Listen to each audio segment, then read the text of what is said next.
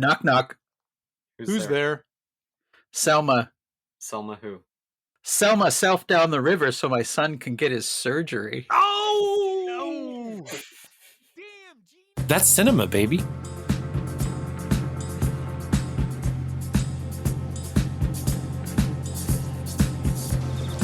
Mr. Wilson. I don't have to take that kind of talk from anyone. That's right, you don't. How about going outside and trying to kick me around? I'm not supposed to fight with the guests, Mr. Wilson. I'm not a guest tonight, you yellow bastard. I happen to be an intruder.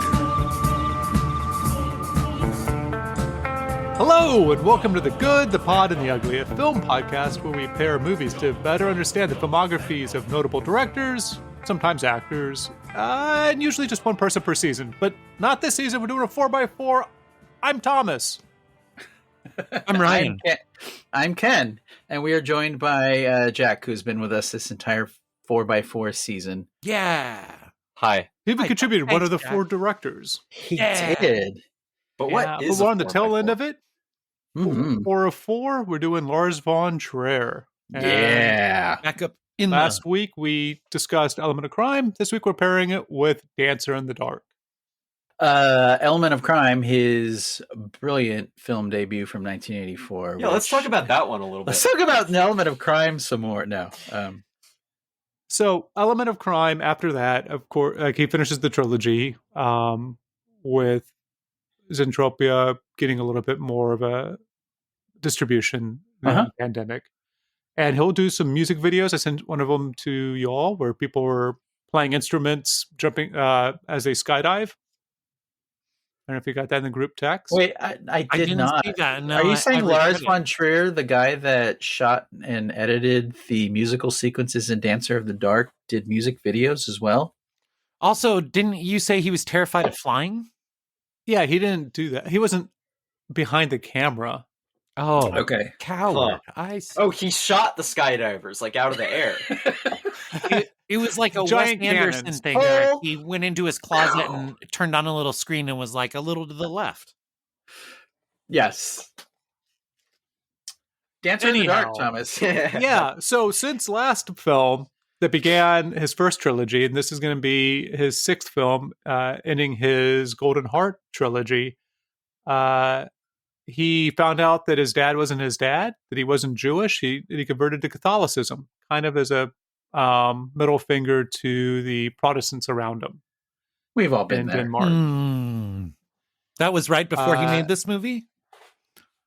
Catholicism was right before, no, it would have been before Breaking the Waves. Interesting. He found out his dad wasn't his dad, maybe in 89 or so. Sometime around then. And then he started his own production company, Zentropia. And that was in 92, and that he used that to fund The Kingdom. And it's off the success of The Kingdom and some of his techniques there where they do setups. I like his first 3 films where everything was storyboarded and they knew exactly where the camera was going to be, even eye lines for every shot. You can't really do that with television. And he started to shoot on digital, which while Breaking the Waves wasn't on digital, he actually transferred it to a digital and then went back to film to give it the quality that it has. And so The Kingdom is a huge success, and it lets him make Breaking the Waves, which then lets him make The Idiots, his Dogma film. And then from that, he concludes the Golden Hearts trilogy with Dancer in the Dark. So last week you mentioned, was it Osmond Knight, the guy who plays the mentor in The Element of Crime, was blind? The guy who writes The Element of Crime, yeah. So did his ailment inspire any of Selma's in Dancer of the Dark? I don't believe. I've not seen anything that would have me believe that. But it's an interesting parallel between the two movies that is interesting to me, at least. Yeah. I mean, so one of the things that creates this film as well is that the having to be behind a monitor for so much of Breaking the Waves, for all the drilling scenes and water coming in, and being divorced from what's going on in the room, has Lars von Trier create Dogma 95 and help initiate it and announce it at Cannes as a reaction to this film and all the equipment and the I'm sorry, not this film, but of Breaking the Waves, because it was such a large budget for him, even though it wasn't yet $10 million. It was just a large budget, a large production. Yeah. And so he creates Dogma 95 as a response to that. And while this isn't really a Dogma film that we're talking about today, Dancer in the Dark, it uses a lot of inspiration from it, including von Trier shooting a lot of the film himself. For the uninitiated, can you give us a summary of what Dogma 95 was or is? Dogma 95 was a set of precepts for how to make a film, a set of rules to like a vow of chastity, I believe they called it. Yeah. And in Dogma Uncut, I'm opening my Jack Stevenson book I got from the Multnomah County Library. Shout out. The rules of Dogma: shooting must be done in one location. Sound must never be produced apart from the images. The camera must be handheld. The film must be in color. Optical work and filters are forbidden. The film must not contain superficial action. Temporal and geographical alienation are forbidden. Genre movies are not acceptable. Any format must be Academy 35 millimeter. You can always blow up from digital cameras to it. Yeah. And the director must not be credited. So every one of those precepts are like his first 4 movies would not qualify for. Even this movie would not even qualify by a mile. Yeah, well, I mean, he does shoot it all, most of it himself, and there are a few other things in there, like sound. Well, I guess no, not even sound coming in. Yeah. Well, he hits the warm filter button every time there's a dance sequence. Actually, he doesn't. Like, what the interesting thing there was with the 100 camera technique. That was how they transferred it over. How it got transferred over was different than how whenever he was shooting handheld got transferred. So the process of moving it over to film was done through like PAL or cathode ray for one of them, and the other one was done by laser to make it crisper. But it was just based off of the technology itself. And the cameras, the 100 cameras, because they were so small, had to have a special lens developed that would make it so that it could be transferred into widescreen, so that it would shoot everything kind of squat. It would get compressed and then move back out, so it looked correct whenever you saw it in the theater aspect ratio. Can you tell me a little bit more about this 100 camera technique? Yeah, basically, how many cameras does it have? Is it like 32? Well, surprisingly, 26. 26. He thought that the 100 cameras thought it was going to work. He sees it as a bit of a failure. Thinks that maybe we'll need 1,000 or 10,000 cameras.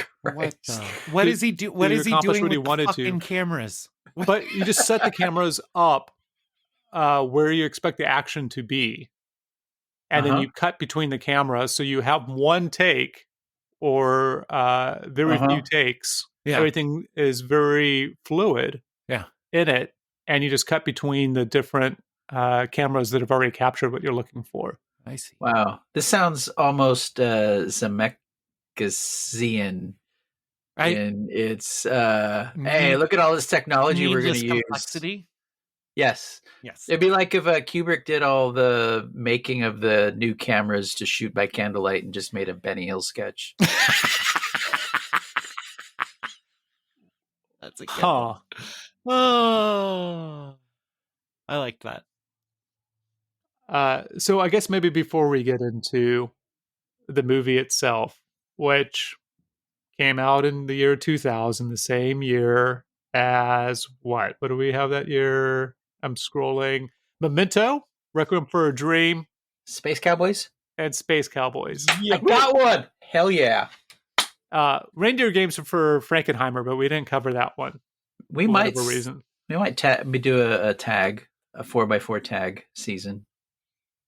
So this movie, the Björk and Lars von Trier did not get along very well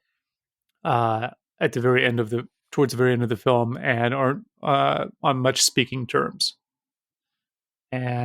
and during the Me Too movement, Björk came out and said that there were a few things that Lars von Trier did that made her uncomfortable on set and weren't appropriate, including trying to hug her after takes and potentially jumping over a balcony, going from his hotel room to her hotel room through a balcony. Nope, she felt unsafe. That is not cool. Lars von Trier, dude. So, come on, man. Is this because I just read the wiki? Is this really the content of her complaints? Yeah, this it's is not more severe. What do you mean more severe? He jumped over a balcony from his to hers. That's creepy ass shit. It is, isn't it? Now, his wife was in the other hotel room, but it doesn't I think what matters is that she didn't feel very comfortable or safe. Yeah. Wow. The wiki made it sound. I'm sorry, he didn't actually climb. I'm sorry, he didn't climb. He threatened to, according to her post. I don't know that. I don't know if that's worse or. The wiki summarized it as if there were repeated physical things that happened. So that's why I asked the way I did. But this is Björk well into her.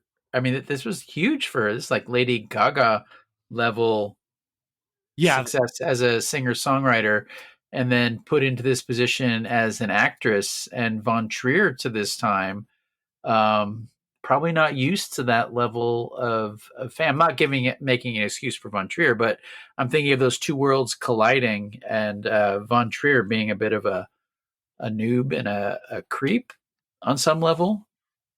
Now, hopefully he learned from it. I would imagine that film being an actor was perhaps more taxing too than one might expect, particularly in this role, That is, often what's been said prior to the allegations coming out was that Björk was very difficult. She was part of the producer on the film, and she threatened to walk off the film a few times. And especially because it seemed to be very emotionally draining for her. It's emotionally draining watching it. Yeah, and I've been in a couple short films, and I'm not any means saying I'm a good actor, but it was very emotionally taxing to play difficult parts, much more than I ever would have expected beforehand. So I can imagine really getting into it and being feeling like you're in over your head, even if you're a wonderful genius like Björk.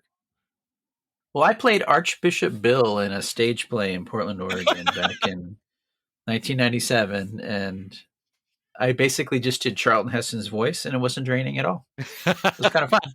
I don't know that Charlton Heston has ever been emotionally drained on set before. So this would give us, during the Academy Awards, the swan dress. Yeah. That's right, because of the Oscars. Shit. Yeah. Maybe the most iconic thing to come out of the movie. And I don't say that to denigrate the movie. That's just that's maybe the most famous, right? Most famous image of her. And Ken, like you were saying, I mean, in Europe at the time, she was a megastar.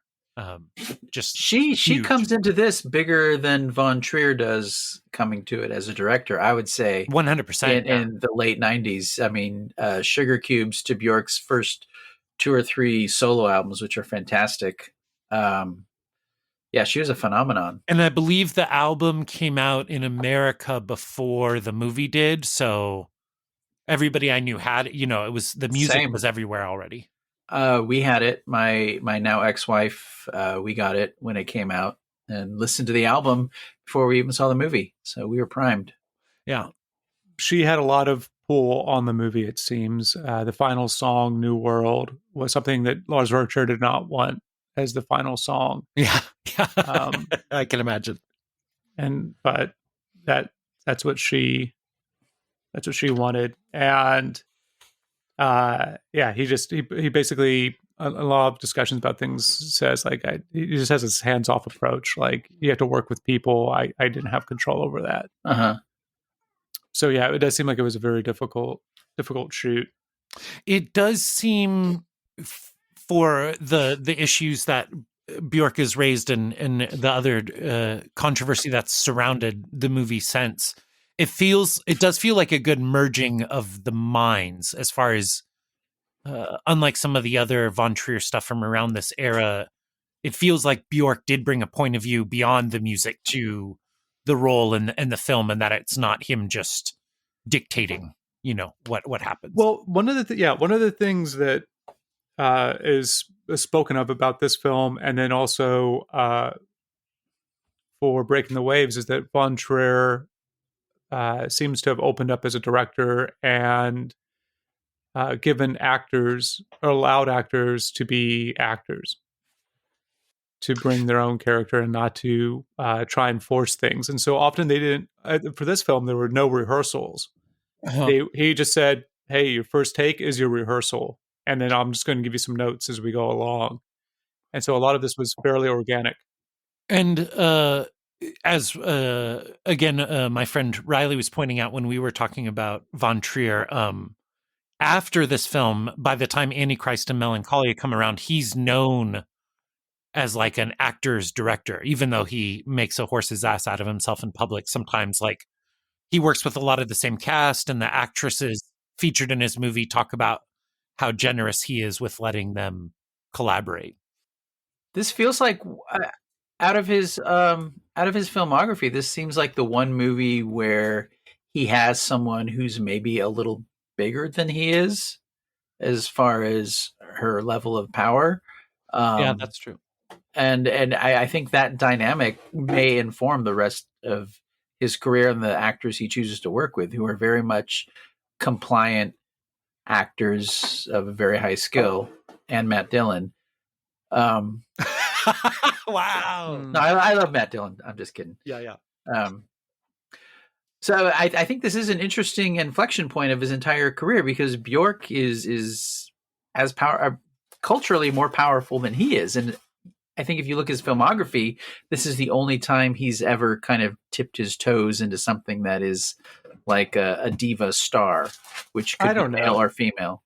I mean, Nicole Kidman would be in the next film. Yeah, but she throughout her career has always been a willing actor to throw herself into working with any director. She's very pliable in the sense of... There you go. Yeah. She's very interested in doing, she works with Stanley Kubrick, and she gets a performance that's unlike anything else she's ever done. As if it also, she's a trained lifetime actor, whereas Björk is okay. And it is just to think back and how wild it is that someone who is artistically as eccentric as Björk is was such a big cultural force. Mm-hmm. The 90s were kind of a weird, I guess it's like Bowie or someone like that, just someone who's very off kilter and seems separate from the culture, and yet everybody fucking likes Björk. Yeah, she's one of one, and having her, when this came out, play like a dowdy immigrant in quotation marks Pacific Northwest America, it was kind of a big deal. I mean, I remember when Lady Gaga was in A Star Is Born. No. And she was playing a singer in that, and it was kind of a big deal because it was like her big film debut. And Björk never followed this up. Yeah, and they were both unlike the Joker sequel. I like that movie. Shut up. Did you like it? I'm excited to. I really like House of Gucci though. I did. It's a great fuck you movie. Yeah, I want to see it. Björk, this movie, like A Star Is Born, when it came out, was like, oh, this will be competing for the Academy Awards, and this is automatically, maybe one of the best movies of the year and stuff. It had a real cultural zeitgeist around it. To your point, Ken. And then would be nominated for song. Yes. And that was the actual title of the song. Jack has been awfully quiet. Can we get some reactions? Wait. So I'm going to ask them based off of the con audience, the first viewing. Okay. So the first viewing at con, it was split. It seems 50-50 between those who are weeping and those who are booing. So which side were you on, Jack? Booing. I'm sorry. He was going, Le boo! Le boo! And this is because the people thought they were supposed to be seeing The Wrath of Khan, you said? The Star Trek movie? Khan! Buried alive. Yeah, I think I'm a victim of, or maybe this movie is the victim of, it's like one of those movies, imagine if everyone was talking up The Godfather your whole life and you'd never seen it, and then you watch The Godfather, but if The Godfather wasn't very good. Maybe that's not a very good example. No, it's not. Because The Godfather is really good. Maybe let's use Citizen Kane. How about Chicago? Let's use the film version of Chicago. The city? Yeah, you go there and it sucks. Fuck off. No, my mom is a big Björk fan, and I like Björk. I got into her because of the Cremaster movies and the Matthew Barney stuff, and she was in a movie he did called Drawing Restraint 9 when they were still married. That's really, really good, and I love the soundtrack that she did for that. So I've always really wanted to watch this, and everything I've ever heard about it is how devastating it is, and fuck you, Lars von Trier, you made the saddest movie ever made. And so I was prepared for, to be completely devastated by this, and I was not. Le boo. Le boo! I hated this movie, but I don't think he ever would have made some of the later things that I really love if he hadn't made this one. And so it's not like I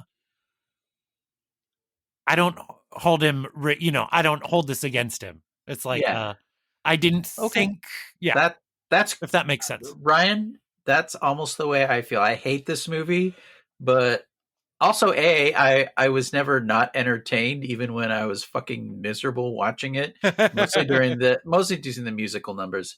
But also, it's one of those things where they had an idea. Why don't we do a melodramatic 1950s musical? Yeah. But shoot it on video and have the people who are the actual cast by actors and have them sing, because we could have David Moore singing. Yeah, he can't sing, but it's in character. Oh, Peter Stormare? Yeah. He has the worst voice ever, but you know what? It's going to mean more because it's a great idea theoretically, like sitting around smoking pot with your film buddies and talking about it. But when you watch it, as particularly the musical numbers, they look like they're like you go to a Christian summer camp and then the counselors make a video like the wacky day when the kids and the counselors change place. And the editing beats, like if they had some pre-recorded music, every musical number, it cuts exactly like a terrible Christian video from 2000, the year 2000. I love these analogies we're coming up with, from like The Godfather but not The Godfather to camp video, camp counselor trading places day. Yes, video. That's what it's edited like. I actually liked the musical numbers, and I kind of hated everything else. I don't know what you're talking about. Well, do we want to do anything before we get into reactions? Because I love this film. I think I just reacted. I'm sorry. I reacted to him. Premature reaction. So the movie theater scene with the guy telling him to shut up. Yeah, that's the one scene I think in this movie where it's like, wait a minute, whose side am I on in this? Because the guy is supposed to be like, hey, quit talking. Why are you talking? They're in a theater. Don't fucking talk. Also, don't fucking text while you're watching a movie. And he is seen as like, oh, that guy. She's just trying to get her friend who can't see into the movie that they're watching, even though all she can do is hear it. And that movie, that scene, like, I'm supposed to think that guy's a jerk, and he actually shows up later doing the same thing. Why does he keep sitting in the same place on the same day they go see movies? Doesn't he turn around and see him? I was like, oh, those two bitches. But you have your spot, Ken, and you're pretty stubborn. I'm sure you would stay in that spot. Okay, that's true. Yeah. I do like Peter Stormare as the schlub. having seen him in so many villain roles, he is quite amusing in this. Where did they film this? If it wasn't Washington State, United States of America. You know, when they go into the courtroom and it's like, it's just a courtroom full of a jury full of regular red-blooded Americans in 1964, and the camera pans over and you see like Eric the Red, Ragnar Lothback, and Un the Deep-Minded in full Viking garb. You're like, wait a second, that does not look like the Pacific Northwest of 1964. What the fuck? I actually like that, like Kafka has a book called America with a K, and it's his fantasy of what America must be like. If this movie were more of a fantasy and not trying to be like a kitchen sink drama, then I would vibe with the pretend elements, with the Eric the Red. I guess. Well, it's weird because Von Trier brings up Kafka's America as well, and people criticize him. Yeah. One of the things that he got some criticism for that he talks about on the DVD, which I own, Debts of the Dark DVD, is that people say, like, how can you make a movie about America if you've never been? And he said, like, I've seen so many movies. 90% of which takes place in America. I know America probably better than I do the village down the street. Yeah. I don't really know what goes on that village down the street. And he said, but what would be really fascinating to me, Lars von Trier, what would be really interesting is if somebody's never been to Denmark and they made a movie about Denmark, I would love to watch that film. Yeah. And so the verisimilitude isn't what he cares about. Though I don't really bump up against anything that makes me think that this is not a film in the States. It's a film about immigrants. Yeah. Yeah. And literally everybody has an accent. Yeah. Whether they want to or not, other than David Morse and a few of the American actors. But why do you bump up against that? But if you're watching a film that's supposed to have a bunch of Germans and they're all have British accents, like you don't necessarily bump up. Like I don't. My reaction to that is that this is a small town, and these are okay. Well, what if you're watching a 1970s Italian movie and it takes place in the gritty, crime-ridden streets of New York City, and they're driving past the Colosseum and the Vatican? Or what if you're watching Jackie Chan's Rumble in the Bronx and the fucking Cascade Mountains are in the background of 90% of the shots? It kind of pulls you out a little bit. I could see that, but I don't think I think that's an extreme example for what we're talking about, because this movie takes place in a factory, on a stage, in a courtroom, in a prison, and along some train tracks and a trailer. Like it's not severely location based. It's not like they're trying to do Mount Rushmore in the background, or they condense like they do in a lot of LA films, the geography, so you can get from point A to point B quickly. Well, I mean, that's the thing about a movie casting its spell, where you don't notice that stuff. And the fact that this movie did not cast a spell on me personally, I started noticing it. I probably wouldn't have noticed if I had been enraptured and sucked into its entire thing that it had going for it. So what do you think keeps you from being sucked in? Is it just all the small elements, or is it the shooting style, or it's the musical numbers? The musical number doesn't come in until 40 minutes into the film. Yeah, and that's my favorite part of the movie is the first part where it's just almost like a slice of life, and then when the cling clang bash bang, when that starts, I'm like, okay, they already commented on this about musicals and people dance, and then she already said in the first act it's Chekhov's final dance number. She talks about it. It pulls me out of the realism that he's going for, because he's trying to match like a really kitchen sink video. This is real, even though it takes place in 1964, and wanting the melodrama of the story, and then the musical numbers, and it's like this mishmash of an idea.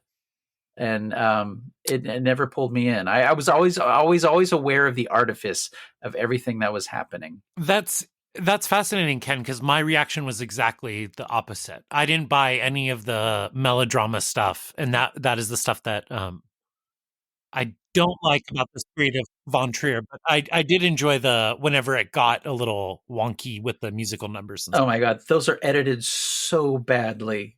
How could anybody look at these musical numbers and think this is one of the biggest singers on the planet? And like I said, it looks like a camp counselor edited it. It does feel like you want it to be a musical, like you want it to be West Side Story, and I don't think that this film.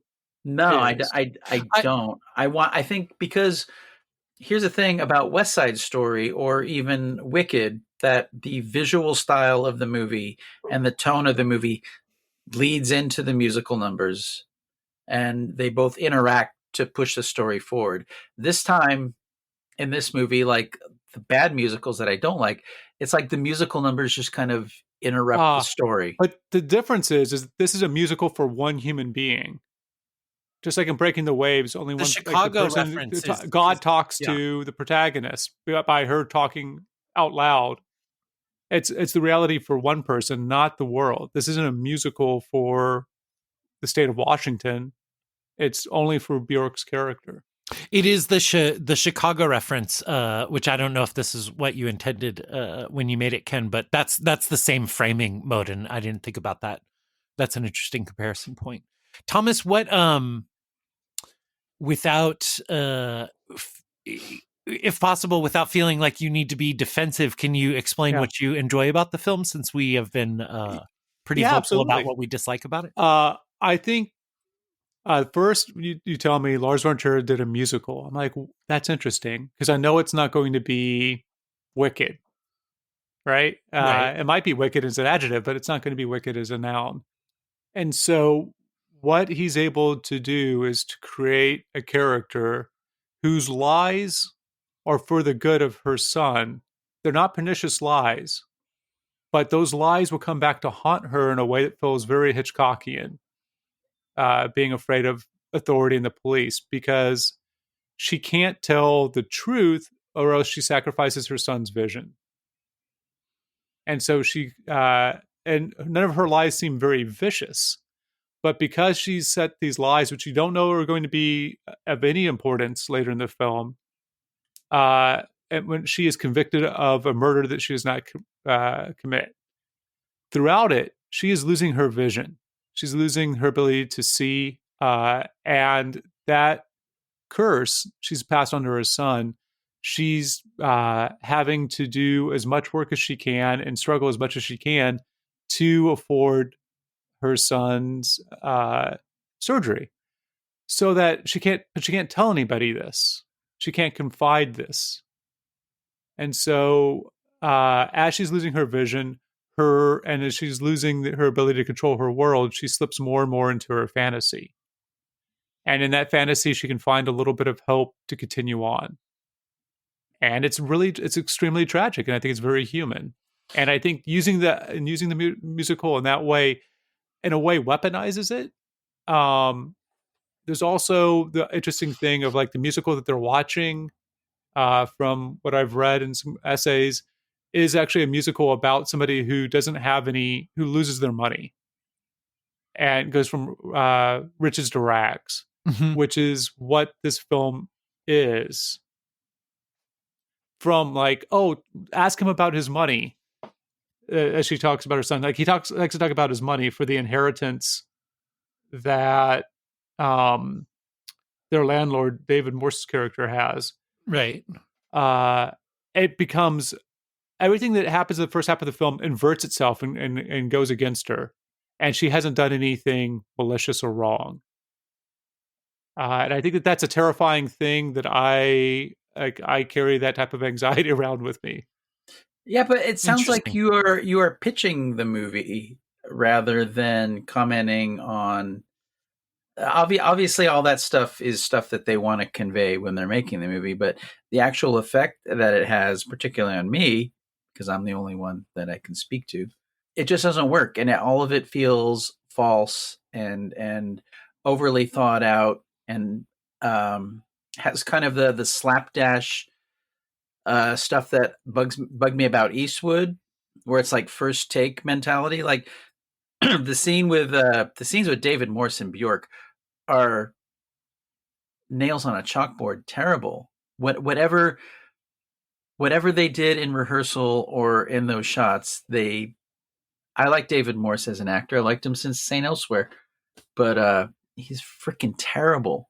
His scene where he's telling her to kill him, he's dreadful. And when he's singing, I don't understand what is the movie conveying to me, where all I am noticing is how it is shot, how it is poorly rehearsed, how it is poorly acted, and how it is poorly edited. Well, I want to be sucked into the story, and there are moments where it's like Catherine Deneuve and it's Björk and it's Peter Stormare. It's like, oh, this is kind of like a 1950s melodrama, and it goes into music. I kind of get it, but so I guess I'm curious. You like Julian Donkey Boy, though, right? I fucking love Julian Donkey Boy. I think it's a masterpiece. See, I think that there's a big disconnect for me, because it seems like what you're describing would be what I would get not like about. I'm not too sure. It seems like you're saying the same, because this has a plot, or this has more ideas. The plot that it has feels more like a 1940s women's picture, than a movie in 2000. It doesn't have somebody running upstairs on his arms to get beefy, or any of the weird shit in Julian Donkey Boy that I have never seen before, that invites me into a world that feels real and tactile and something I haven't seen before.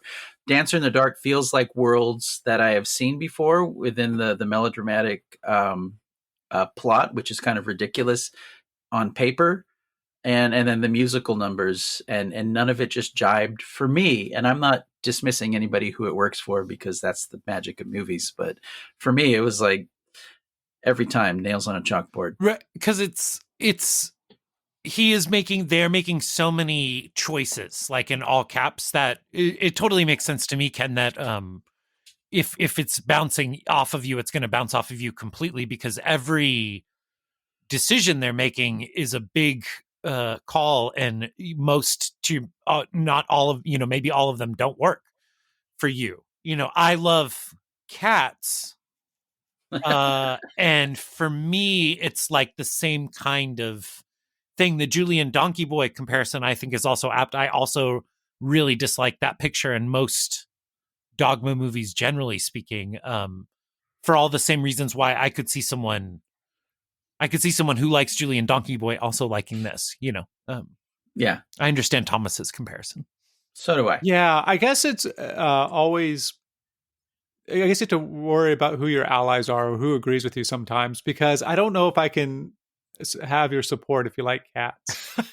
But I like whenever a director, whenever a group of filmmakers, just everything is a big swing, and I just like that those films are out there, and the ones that don't work are the price you pay for.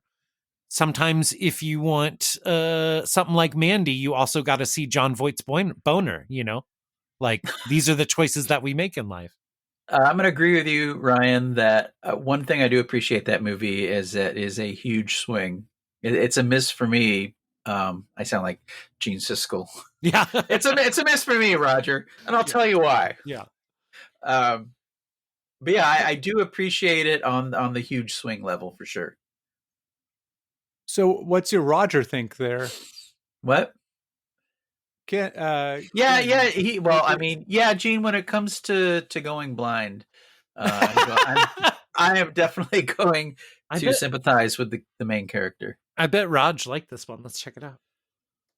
Yeah. Jack, you'd be awful quiet. Yeah, what'd you bump up against?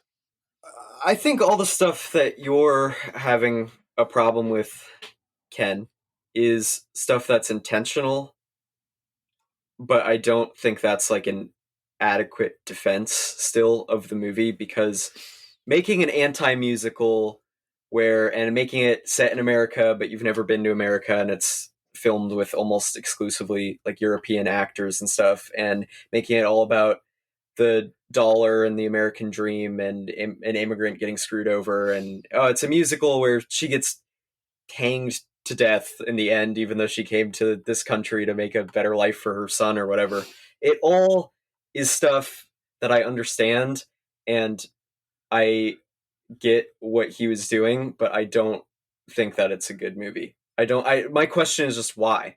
Like, why make this unless you're just trying to hammer home a point with your audience? And it's a point that I think I resonate with a lot of themes of this movie, but just why do I want to watch this? Why does this exist?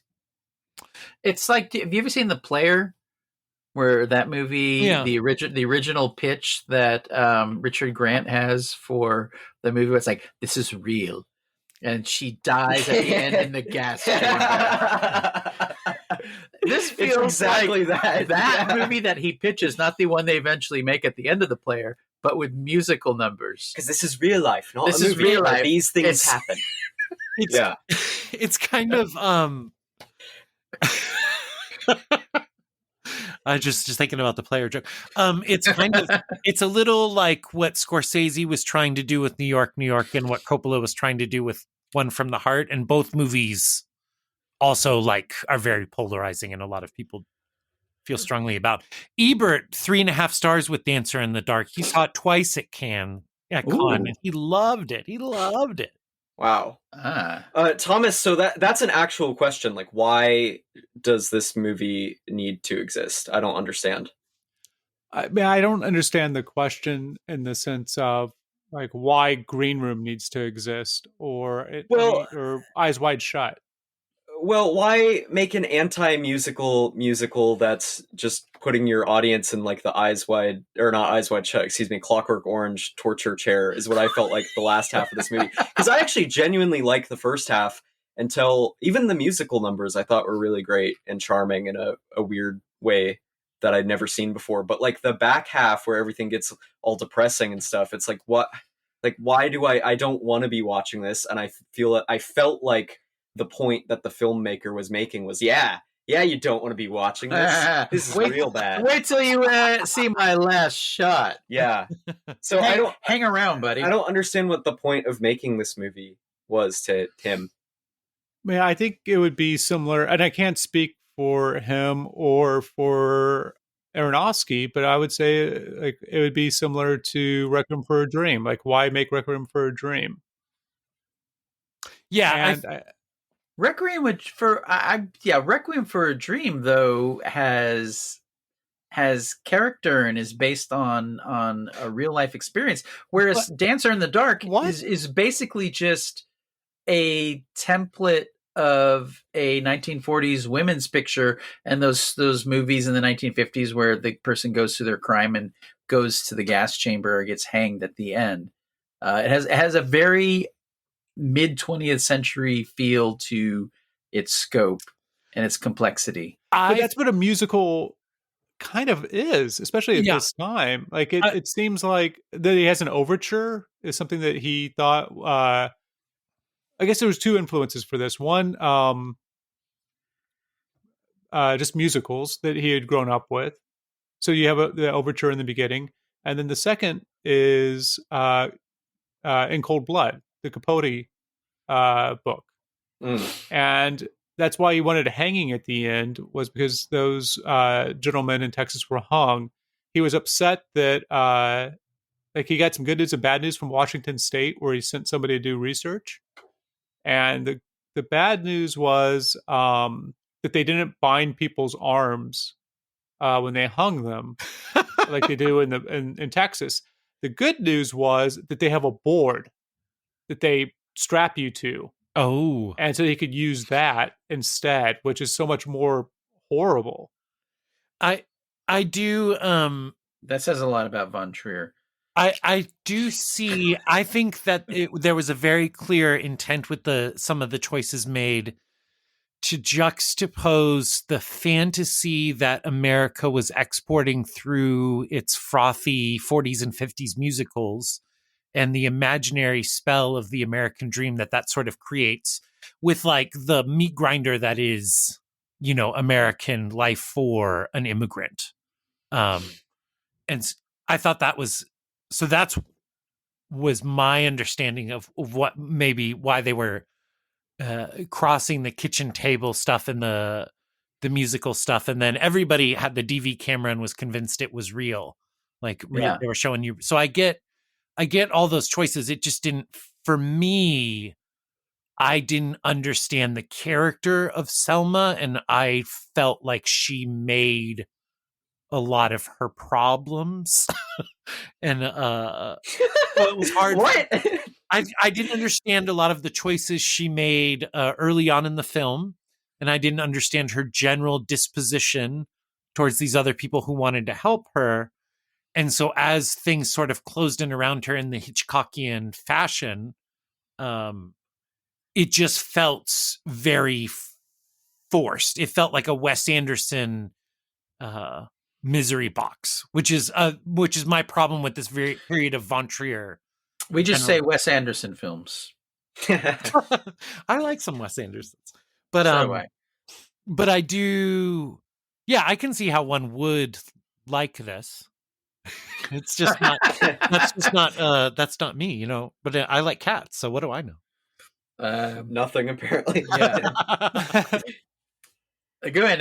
You had me in the first half, and then kind of lost me there. And some of that stuff that you were saying earlier, one of you, maybe it was you, Thomas, about how all of the stuff that's set up comes back later on, like the stuff with the money, and then him being in debt, and then the eye chart, all of that. Yes, all of that in the melodrama half I really liked, but then once it started coming together and I realized what was happening, I was just like, why? I was just like, why? Come on, man. Like, why? The danger with this kind of filmmaking is it can feel, and this is I think the line that Wes Anderson rides is it can feel too small, like all the characters and all the actors and all the sets are only there for that specific use in that specific story, and it's kind of airless otherwise. And I think that leads to what Ken was, the rigorous questioning that can trigger in an audience member who's not going with it. And I think more than that, for me, it's just so mean-spirited, the whole thing. And I don't mind a movie that's mean. I love, funny games we bring up on this podcast all the time. One of my favorite movies. I don't mind a movie that's mean-spirited, but when it's someone that so creates a character that's so, she's so innocent, she has the big glasses, and she's so likable. Who doesn't love Björk? Yeah, and now you're gonna watch all this fucking horrible shit happen to her for an hour. Yeah. I just tap out. I don't want to watch it anymore. Yeah, that's that is why I'm so excited for the next one. Go on, Thomas. I mean, I think that is something that I like about von Trier, and it is that the universe isn't necessarily just. And you can make, and he doesn't mind making a movie that is somebody sticking to their ideals in a world that won't let them. And oftentimes for him, like there isn't necessarily a true bad person in the film. Like you can often see where everybody's coming from in these earlier films. That was one of the criticisms that people had about Breaking the Waves. Was that there wasn't a strong villain in it. That everybody had their own justification.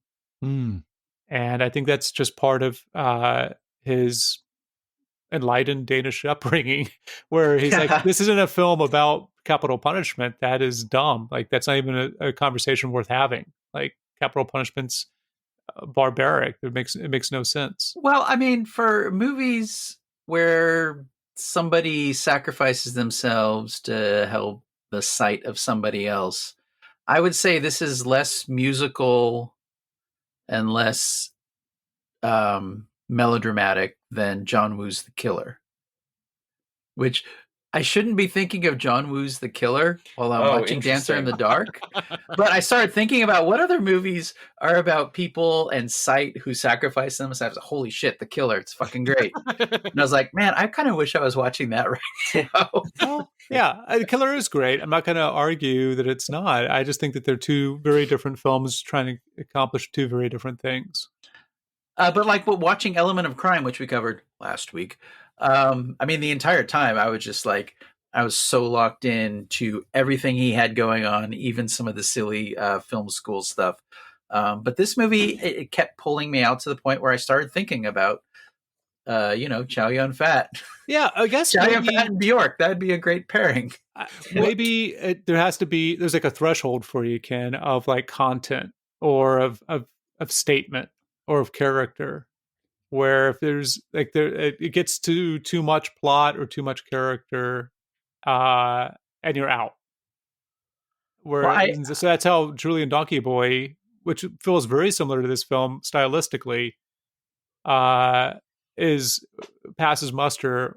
An element of crime you can enjoy without worrying too much about the plot. But as soon as you get into this, I'll tell you what the difference is. The difference is those other movies that you mentioned that I like. I feel I'm being in a conversation with the artist, and when I watch Dancer in the Dark, I feel like the artist is talking at me, and that might be the difference between them. That is a fascinating. I wouldn't have put it that way, but I'm really surprised, having not seen Dancer in the Dark for so long. The element of crime seems so aware of these kinds of critiques that Ken is making of movies. So it feels weird that the guy who made that then went on to make this, where it's very much being presented as a confection, where element of crime doesn't even make sense if you're not actively working with it. And it's a much more participatory experience. And his other films later will get more that way again. Well said, Ryan. I guess one of the things that's always fascinated me in this film is that Selma decided to have a child, knowing that this is a genetic disease, and how the film treats it. That's what I mean. Like, why? Like, as someone who watches a lot of 30s and 40s and 50s pictures, it would have been understood that a character like Selma had to get married very early on, particularly with the thing going on with her son. And and there's just all these choices that she makes before the movie, like having a child, or during the movie, like concealing his illness, where it's like, I don't understand why you're doing this. You're making everything worse. And then I'm supposed to be sympathizing with you for just doing things that I would never do as a parent or as a human, it made it really hard for me to get into her. Well, if you are putting your child's future in the hands of Udo Kier, girl, yeah,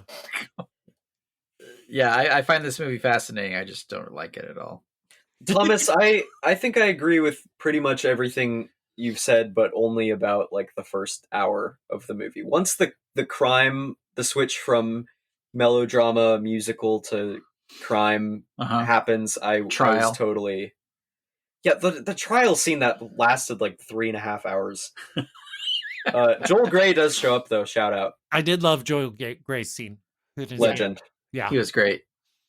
I love all the actors in this movie. They're all great. I love Hangdog Peter Stormare. He's fantastic.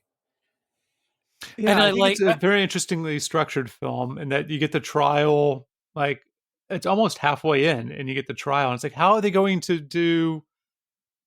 Maybe it's like an hour and 30, and you get the trial. But anyway, it's like there's still a lot more film left. How is that possible? And it's done by having a bunch more of the sequences of dance sequences. Mm-hmm. So there's not a lot of meat on the back half, but there's a lot of drama.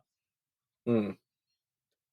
Well, there's a lot of musical numbers. Thomas, did you like the musical numbers? I like the musical numbers. I thought they were great. Yeah, I didn't. I don't think I'm going to want to watch it as a music video. But I don't think most musical numbers are supposed to be that way. I enjoy the industrial nature of a lot of them, from like the train chugging to the factory. Yeah. I like that people can't sing or singing, because it's not supposed to be a pure musical. It's not the whole world. It's her head. And it's what she's imagining these people would say. Von Trier, and one of the things I read and wrote down about the DA, like, it's not escapism every time Selma goes into the musical number. It's actually just her seeing another side to the characters and the reality around her. She can understand that the DA in the courtroom has to be tough on her because it's his job. So in the musical number, he's still a DA, but he's not tough when he dances around. She just changes everything a little bit because there's always another side to things. Well, it's that kind of stuff that got him to get Björk to be in this movie, because he went and pitched it to her and it worked. For me, if the whole thing had been a musical and just a nonstop fantasy of her life, then I would have been able to roll with everything else. I don't know. That might get to be like Beau was afraid. Another big swing that doesn't entirely work, but I'm glad it's a big swing. Yeah, I love big swings. Yeah, and I appreciate this movie on that level for sure. And I don't think it's a big swing. I think that this is just a base hit. I think it may end up being a base hit, but he hit it hard enough that he thought it was. I've never played golf. I've never played baseball. I'm totally lost here. I don't know what you guys are talking about. I hate that's baseball. par for the course. This was a much more lively talk about Dancer in the Dark than I was expecting. Thank you guys. I hope I'm excited for next week when you guys get to watch The Boss of It All. I'm excited. 2 weeks for Antichrist. Dang, and then we'll wrap it up with Antichrist. Yeah. Antichrist. Whatever happened to Uncle Christ? That's a good joke. I've never heard that before. He's out there hanging around. We were really critical of the movie, but I think we all are appreciative that we discussed it, and that I was glad that I finally watched it. I hadn't. Same. I had not seen the whole thing in one sitting before, and I appreciated. Giving it a shot. I own it, and I'm down to watch it almost at any time, like all day afternoon. It's just, I love you, but it's eye garbage. It's just it's one of the worst fucking things I've ever looked at, and that he did that on purpose, and then he's like, "Let's blow it up on the big screen." Like, fuck you. And the element of crime was so beautiful, but this looked like that fucking what's that Nick Cage movie? Ghost Rider 2 shit. This was some real Ghost Rider 2 shit I was looking at here. Wow. Ghost Rider 2 is a good film, and one of my favorite things to watch is whenever the camp counselors and I switched places with the campers and made our own Christian comedy film. I just realized how weirdly similar this is to This Boy's Life, and just like Washington and the weird haircuts and lumber.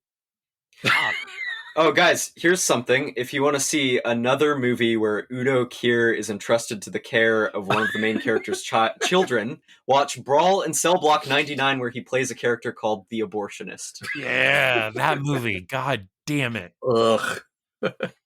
Is that the Vince Vaughn movie? Yeah. Yes. Okay, yeah.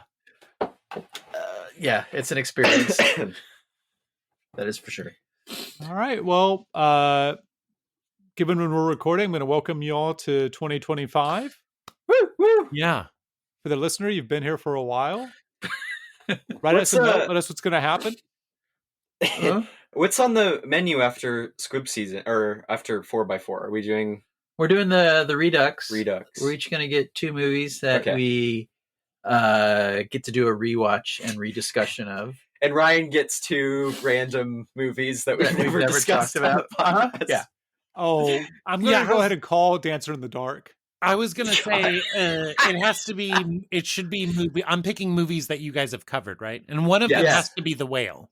I owe that to Thomas. Okay. That was pre-promised. Thomas, I'll counter your Dancer in the Dark with I don't even remember the names of the She-Devil? Okay, we'll watch She-Devil and Dancer in the Dark. I have considered She-Devil and I'm drawing a hard line in the sand at She-Devil. I'll watch any other movie we've ever covered except for that one. That's watching unfair. No, come on. Why would you want to do that? This is like I own it on VHS and I would like to watch it again. That's fair. But I want the best. I want maybe Ken, or I want somebody to pick the best, like, obscure late 70s through any time in the 80s Eastwood movie, because I haven't seen a lot of his. Well, congratulations, Ryan. One of the movies I picked is White Hunter Black Heart. Hey. Oh, fuck. We're definitely doing She-Devil now. Oh, shit. Yeah, this is only going to escalate, Ken. It's only 2 movies, though. You don't have to. I mean, I know. And the other one's 15, you know what? 17. Is Tightrope good? Yeah, Tightrope's great. Tightrope's great. I just rewatched that. Actually, I got a VHS of it, and I was surprised by how much it holds up. I really liked it a lot more. You probably want to pick that. Yeah, you probably or the Iger Station or something. The Iger Sanction. The second half of it, anyway. Station. Oh, okay. Station. Yeah. Well, I'm doing Hell or High Water, which is not what the movie's called, but I can never remember the name of the movie. What's the one where he's in the town and they paint it red and stuff? Oh, that was one of my first episodes with you all. That one. Yeah. High Plains Drifter. High Plains Drifter. Yeah. Not Hell or High Water. What is the other one you're doing? Pig. What? Pig. Oh, Pig. Okay. Oh, that'd be interesting to rewatch because I didn't really like it so much the first time. But this is all what we should be saving for behind the paywall. All this hot tent. Is tent short for content? Is that? Did you? You guys are the Zoomer. You tell me. What was the one that you convinced me one time? You said cukes. Yes. Instead of cucumbers, that was like the new slang or whatever. Yes. Cukes is real. Is it real? Cukes got the riz. It is now. Who do you think fucking started it, man? Okay, y'all follow us on TT or whatever you use, and we'll see you next week. Hey. All right. Clash, bang, pow, boom. Björk here in the studio? Hi. I have a riddle for you. Oh, boy. I don't know why, that's just what I imagined her saying. I don't want to hear about you. I want to hear from you. It's 10-4. 10-4, oh, buddies. Destroy. Kill all hippies. I don't hate it. I just don't know why you strayed from the formula. You bastards! In case you don't know it, Bob, I'm an artist. And I must reflect that in my rhyme.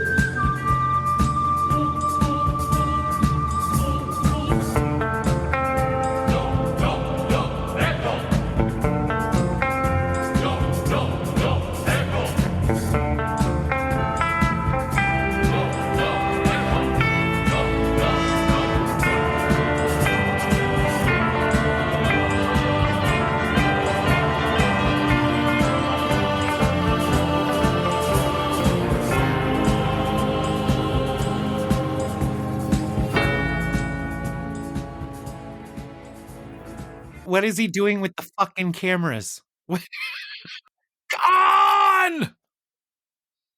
You also got to see John Voight's boner, you know?